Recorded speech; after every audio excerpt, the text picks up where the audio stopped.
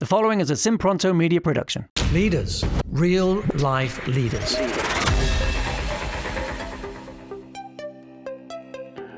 Today we're talking about mindset, and right thinking can enable you and wrong thinking can disable you. Write that in the chat.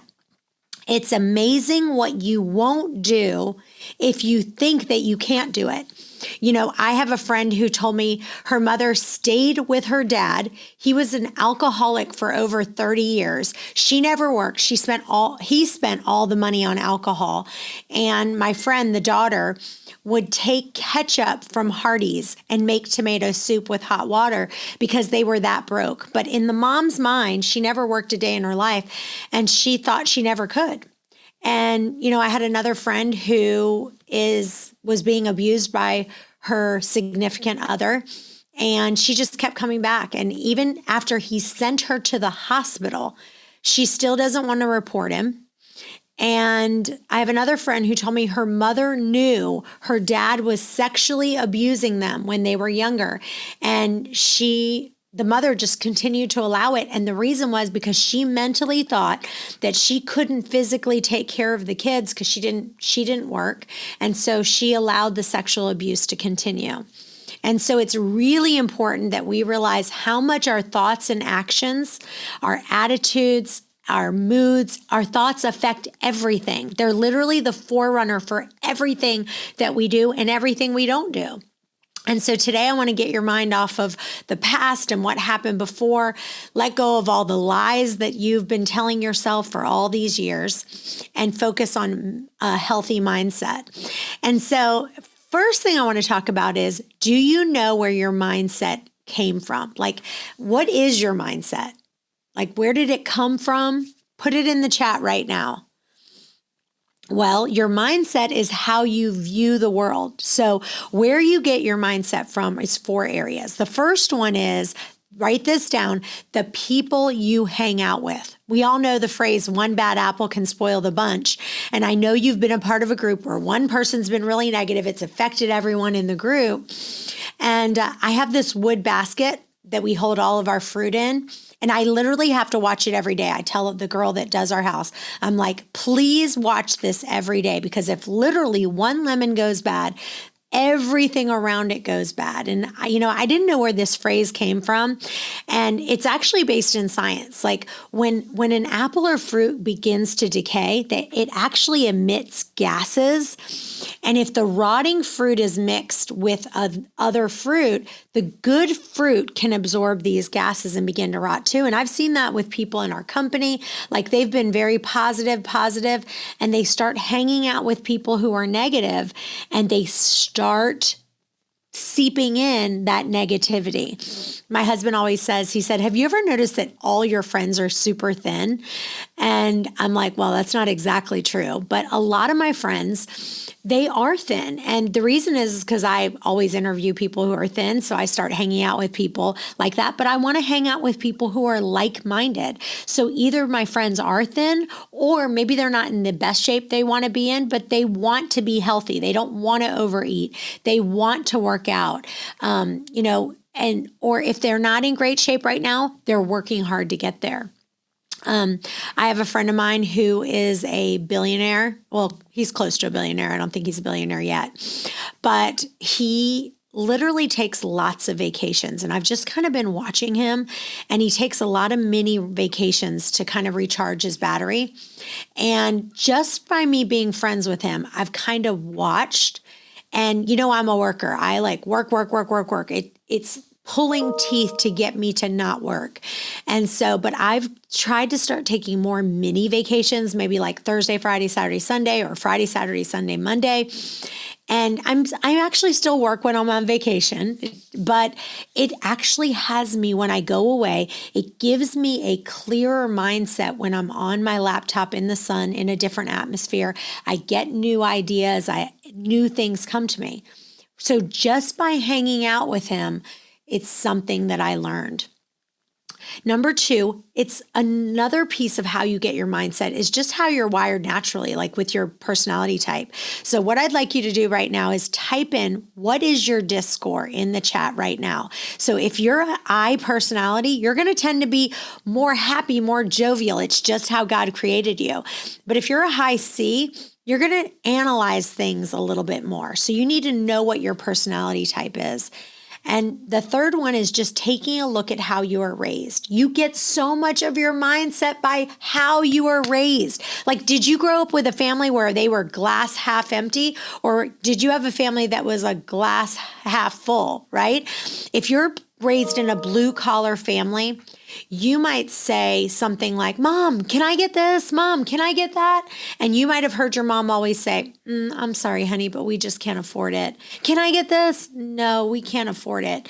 I have a friend right now that was raised in a family where all he did was hear from his family, we can't afford it. We can't afford it. He now makes over $50,000 a month in passive income. He has over 80 rental properties paid for in cash. And he said he wanted a bigger house on the water, but he feels like he has a ton of money in the bank. But his mindset is still saying he can't afford it. So how do we fix it, right? So the first step is to recognize what areas you're weak in your mindset. So for me, it's still, I have to work on my mindset with food. So when I was younger, I had this mindset that when I was sad, food was going to help me feel better. So my mom would be like, oh, you've had a bad day, sweetie. Let's go to TCBY yogurt. Now, if you are younger than me, you probably don't know what TCBY is, but it's just like Sweet Frogs or Red Mango or any frozen yogurt shop. And TCBY stands for the country's best yogurt. But my mom trained me. She's like, oh, you don't feel good? Let's go to TCBY. So now when I'm at work and I'm having a bad day, this is happening, that's happening, I have to say to myself, no, we aren't going in the snack drawer and having a snack. Like, I'm not doing it. I'm only using food for physical fuel for my body, and that's it. The second one is to equip yourself by listening to things like this over and over. We're going to be doing 4 more talks like this.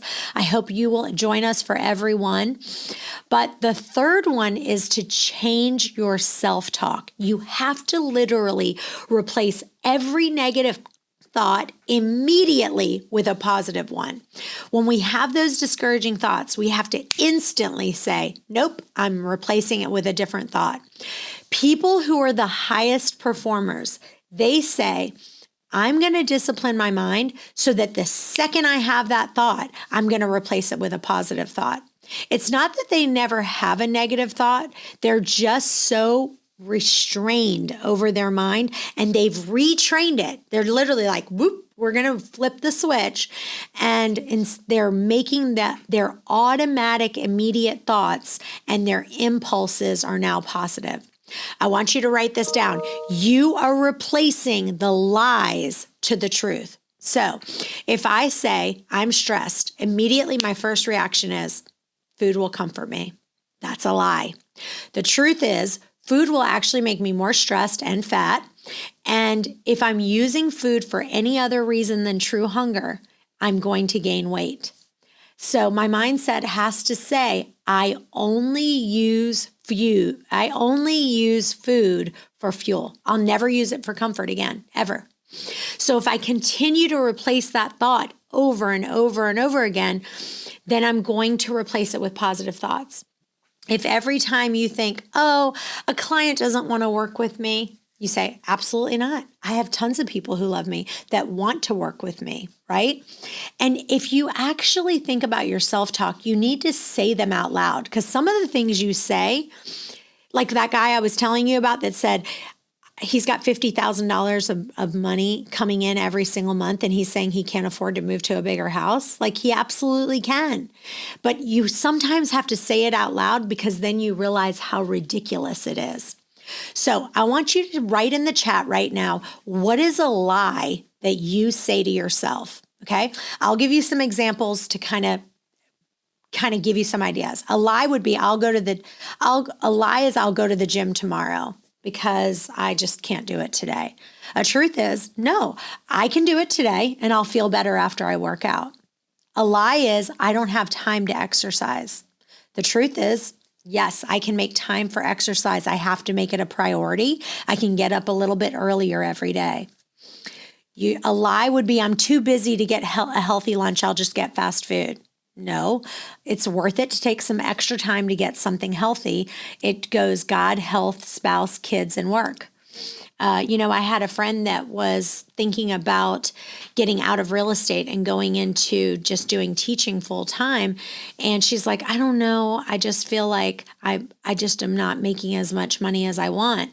And I was like, okay, how much money did you make this past year? And she was like, well, like 80,000. I'm like, okay, so what are you going to make teaching? She was like, 41,000. And I was like, okay, so you now want to move to getting half of what you made this past year. She was like, but I just like the stability. Okay, but you like the stability, but you want to make half the money you made? Like, it's just sometimes people get these lies in their head and they just can't get out of them. One girl said to me, she's like, I don't make enough money to save. Well, the truth is, that's a lie. You can always save some amount, even if it's a small amount. I hear people say, well, I know you're really big on giving, and I think that's great, and I love how much you give. I'll give more once I make more money. No, you won't, because you're not giving it now. Proverbs 3:9-10 says, honor the Lord with your wealth, with the first fruits of all your crops. Then your barns will be filled to overflowing, and your vats will brim over with new wine.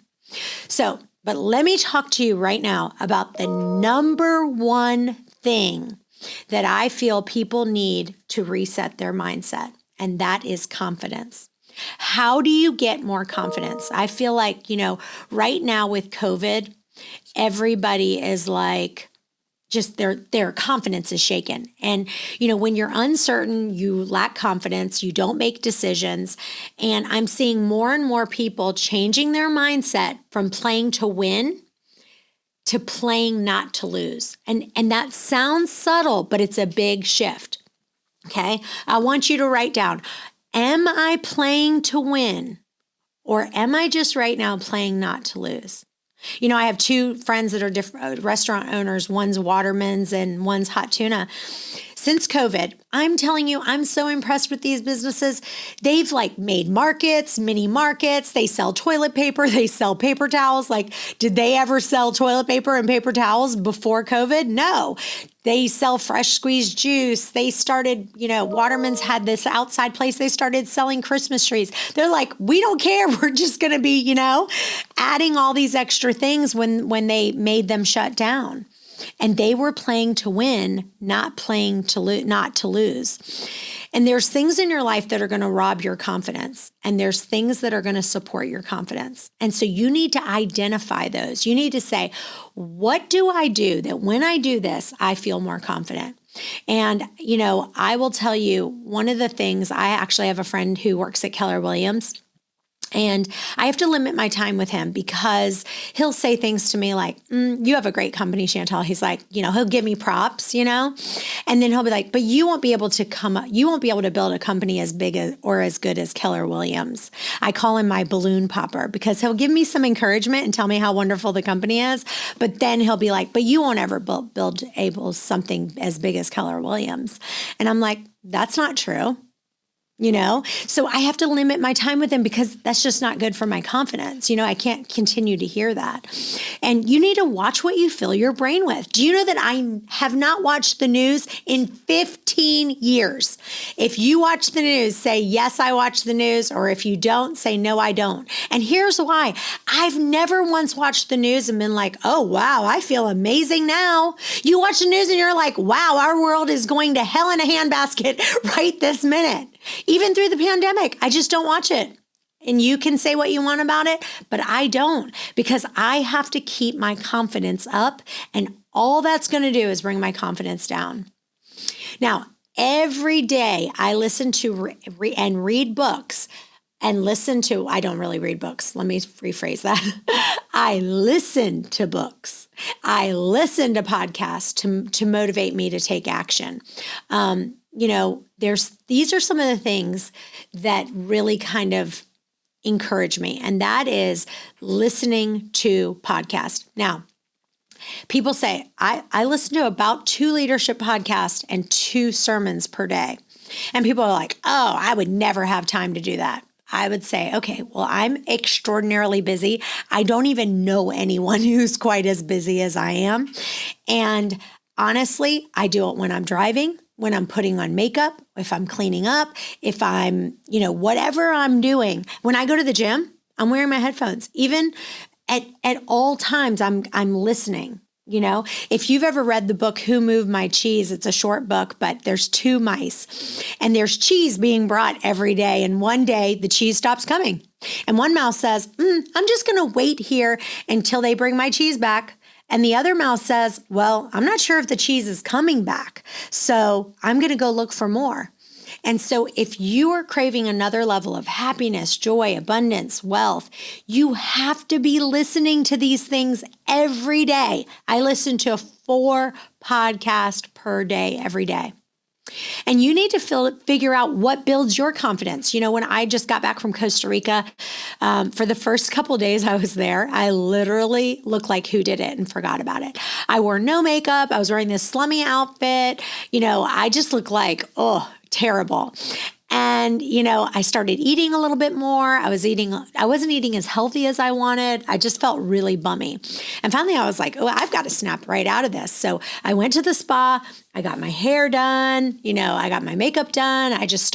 All of a sudden I started eating healthier. Why? Because my confidence was back. Some of you are sitting at home and just not doing anything. Like, if you're going to be at home for the day, it doesn't mean you can't put on an outfit and make yourself look good. If you're on a Zoom call, get your hair done, look the part, act the part. You're going to feel more confident.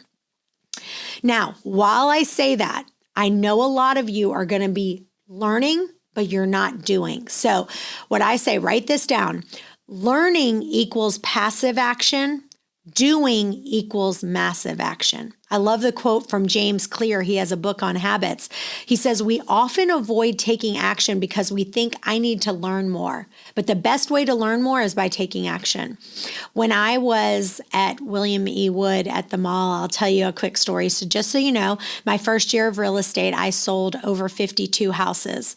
The average real estate agent sells about 3 houses per year. I sold 52 my first year. And, the lady, I worked at William E. Wood at the mall, and there was a kiosk there. And the girl said to me, I wasn't out of training. I was just in the first week of training class. The girl said, well, we have somebody who canceled at the mall and we need someone to cover the kiosk. Is there any way you could cover it? And I was like, yeah, sure. She's like, are you out of your training? I was like, who cares? I can do it. She was like, are you sure? I was like, yeah, absolutely. I can do it. So I go there. I was there for 5 minutes and she told me, she said, now, whatever you do, don't leave the kiosk. And I was like, okay. So she said, only if you have to go to the bathroom and for a short amount of time. So this guy comes up. I wasn't even there 5 minutes. I was logging onto the computer. Guy walks up. He said, ma'am, do you know what time it is? I said, it's time for you to buy a house. He was like, well, actually, I am looking. I said, well, can I pull up some houses for you right now? They had a computer right there. He said, sure. So he looked at them. It was like the 3rd house I pulled up, maybe even the 1st. I don't know. I pulled up one. He's like, oh, I love that. I want to go look at it. I said, okay. So I said, let's go right now. I wrote a note on the thing on the kiosk, said, gone to the bathroom, be back soon. I wasn't allowed to do that. It is what it is. Took him in the car, showed him that one house. He said, I love it. I want to write an offer. Remember, I'm still in my first week of training, not even out of training. I was like, sure, let's go back to the office. I grabbed my broker. I called her on the way back to the office. I said, guess what? I'm writing an offer. She's like, what? You're not even out of training. I was like, that's okay. Here we go. It's a matter of, yes, we need to learn, but we have to take massive action. Well, it's almost January, and that means people are looking forward to a fresh start in 2021. And so if you're like half the population, you're looking forward to accomplishing your New Year's resolution. And a lot of you are saying, I want to lose weight and eat healthier in the new year. Well, here's the problem. Everyone's like, yes, yes, yes, the beginning of January, I'm going to be losing weight. I'm going to be doing this. I'm going to be doing that. And they don't do it. Well, here's why. A lot of people buy not even February. They don't even make it till February, and they've already lost sight of what their New Year's resolution goals are. So here's the deal. What you need is accountability, not necessarily knowledge. Think about it. I know I need to work out 5 days a week, but guess what? When I have a personal trainer, I work out. I'm always there. If I have a personal training appointment, I have a guy that I work with 3 days a week. I never, ever miss. Now, on Tuesday, Thursday, I have like a small group class that I go to. If I'm there, I'm there. If I'm not, I'm not. But guess what? Every once in a while, I'll miss on Tuesdays and Thursday. But here's what you need. You have to get an accountability partner, and you have to get an accountability group. That's why we're doing a 30-day detox. What is this 30-day detox? First, you're going to name what your eating window is. So 6 hours, 4 hours, 8 hours, you choose it. And we're going to add in some different things. Maybe you want to add in a 24-hour fast. Maybe you want to add in a 48-hour fast.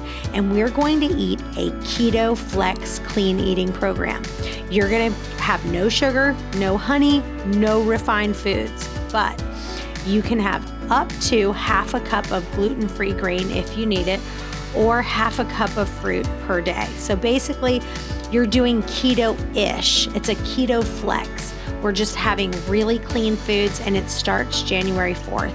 And what is it going to do for you? It's going to help hold you accountable. You're going to have an accountability partner. You're going to have weekly meetings, and we are going to take your health to a new step. So if you want to get 50% off, it's normally $60. It's only $30 that's $1 a day for 30 days to have you be held accountable. We hope you join us. Go to chantelrayway.com/30-day detox. We'll add it in the show notes. Another thing that we need to do is constantly fill your tank. The number one thing I do to kind of fill my tank is to get massages, because I don't relax well. I'm constantly on the go, but that really, really fills my tank. So I get a lot of massages. It's just one of those things. I know that the second I start feeling like, am I in a rut? What am I doing that is not building my confidence? Am I doing too many things that are chipping away at my confidence? Now, I want you to write this down. You want to flex your courage muscle. There's things that you are not going to want to do, and it doesn't matter. You just have to say to yourself, I don't care if I want to do it or not. I'm going to flex my courage muscle. I'm so tired of people saying, oh, I don't know if I could do that. I don't know if I could do that. I do a lot of fasting. And so even when I tell someone, I'm like, oh, I'm doing a 24-hour fast, or I'm doing a 2-day fast or a 3-day fast, people say, oh, I could. I even have people I say, I'm doing a 6-hour eating window. They're like, oh, there's no way I could ever do that. And I'm like, well, if you think you can't, you won't be able to. You have to flex your courage muscle. Things that you think that you can't do, just stop and say, you know what? I can do them. I'm going to fill my courage bank, and I'm going to flex my courage muscle. But the precursor, listen, confidence is the precursor to courage. Like, if you're not feeling confident, you're not going to have that courage to be able to do it. So you've got to fill that confidence muscle. Okay. Now, I want to remind you that everyone says, okay, let's write this down. When is the best time to plant a tree? If I said to you, when's the best time to plant a tree? What would you say? It's actually probably 10 years ago, right? But when's the second best time?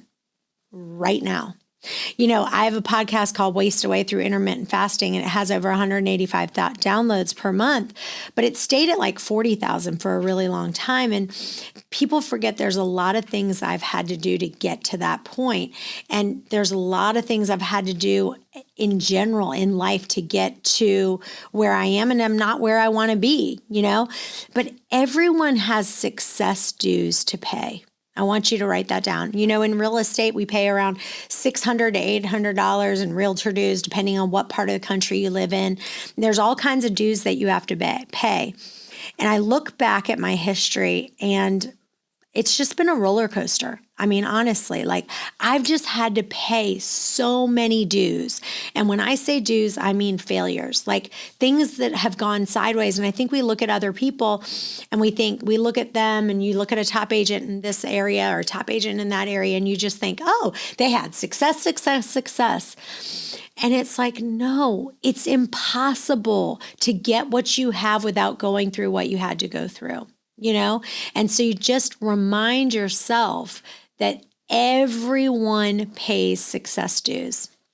And I want to leave you with one last thought, and that is that this is something I'm working on, and I hope that you do too, is that I'm constantly saying, because I'm such a goal person, that I finally had to say to myself, Chantel, who do you want to become? Not what I want to be, but who do you want to become? And it's not as much about what do you accomplish, but who do you want to become? And I just started thinking like, what kind of relationships do I want to have? What kind of mother do I want to be? What kind of leader do I want to be?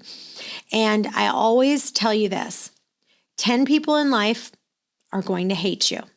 10 people in life are going to absolutely love you.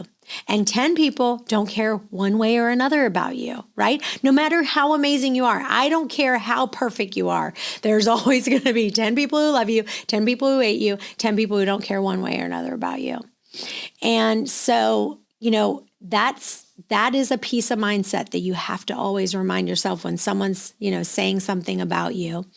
But you do always want to ask yourself, who is it that I want to become? And I want to tell you a few things. I always start my day spending time with God.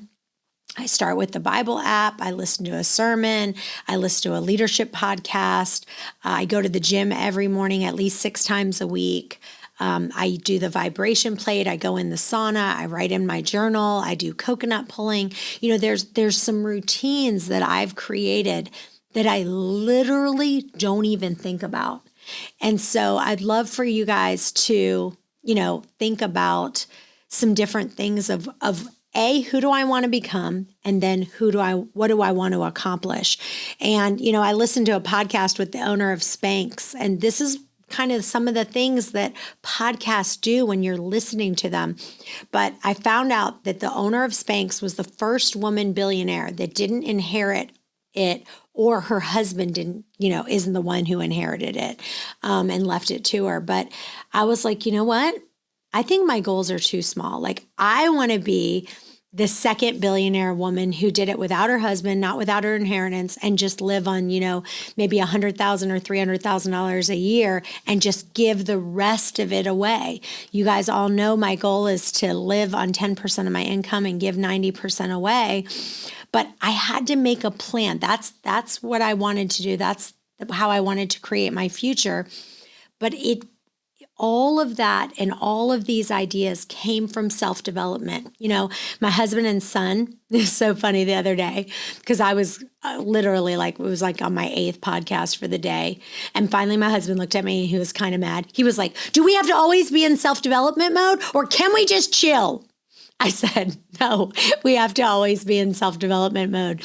And I'm a little bit over the top. So, I can get a little crazy with it, but I probably could encourage you guys to move that needle a little bit over. So here's what I want you to do. I want to kind of think about yourself and think about what your dreams are, what your goals are. And I want you to think about, do you have your goal anchored in something that's bigger than yourself? Because it's like, for me, it's like, okay, if I want to make this much money, I don't want to make this much money just because I want to, have this or have that, because it's about giving it away. And when you say, I want to be a blessing to other people, that's how you are able to kind of have a bigger goal for yourself. You're going to create a personal mission statement. I want you to write down mine just so you can keep it in the top of your head. My personal mission statement is to grow people in a closer and deeper walk with God through healthy living and real estate. So now you have to create your own, but you want to you can use that to think about, okay, what is it that I want, And I want you to write this down. I want you to create business, financial goals, family goals, health goals, spiritual goals, personal goals, leadership goals, and servanthood goals. And we'll be working on them, over and over and over. But here's the biggest thing I want to encourage you. At our company, one of the things that we used to do is we'd have accountability meetings that we would have people do every week. And people were like, it was actually required if you wanted to have leads with our company. If you didn't want leads, you didn't have to, but if you wanted leads, you did. And what happened was people were like, I don't like that. I'm an independent contractor. I want to do my own thing. And we're like, okay, that's fine. We're going to make it where it's optional. You don't have to do it. And we just had we kind of fell it off. That just kind of fell off. And the truth is, if I go to the gym and I know my personal trainer is waiting, I go to the gym in like a small group, but a couple times a week, I like to do a personal trainer. I don't care if I feel like going or not. I'm there because I know I have someone holding me accountable. And my wish for you, we're going to be starting back weekly accountability meetings. I'm going to be leading them off. And my encouragement for you is for you to attend every single one, no matter what happens, not making an excuse, not saying I'm not doing this. You're just saying, yep, I'm going to hold an accountability meeting. I'm going to go there no matter what. I'm going to take it to the next level because it's not about learning more. People are like, oh, I need to learn more. I need to learn more. No, you have to take action. And the way that you take action is by having people around you hold you accountable. Thanks for listening to this episode of Real Life Leadership. If you'd like to get the show notes or access more resources, log on to reallifeleaders.com/podcast to get the show notes from this episode and any other resources we might have mentioned. And also, we'd love to hear from you. Be sure to review or rate this podcast on Apple Podcasts to help spread the word. And if you have any leadership questions you want answered, email podcast@reallifeleaders.com.